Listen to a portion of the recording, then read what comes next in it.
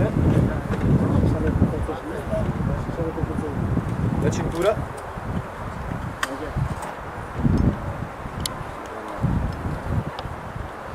La chiave non deve mai essere inserita. Pochi ma indispensabili accorgimenti. Questo studente dell'Istituto Agrario Duca degli Abruzzi di Padova in pochi secondi ci ha mostrato qual è il modo corretto per salire e mettere in moto un trattore senza correre rischi.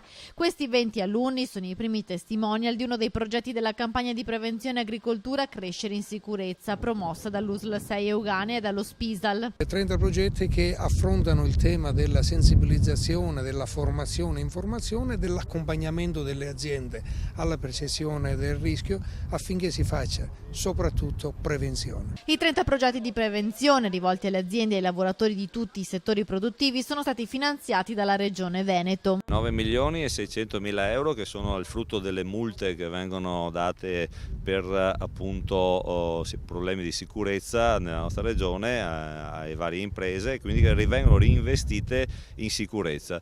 Sono state divise per le ULS, qui all'ULS 6 di Padova 1 milione e 600 mila euro per 30 progetti di formazione agli imprenditori. In particolare oggi siamo al Duca degli Abruzzi qui a Padova nel settore agricolo, dove avvengono, ahimè, abbiamo il numero più grande di morti e di infortuni sul lavoro. Il settore agricolo è quello maggiormente colpito dagli infortuni sul lavoro e dalle malattie professionali, per questo l'USL 6 offrirà a 3.600 agricoltori lezioni formative e un kit di protezione con tute, occhiali e mascherine. Intanto per un giorno sono stati i ragazzi a mostrare agli adulti e alle istituzioni quali sono le buone pratiche per lavorare in sicurezza. La cosa importante è l'imbragatura, che deve essere bene stretta per le vibrazioni, e il peso dell'attrezzo.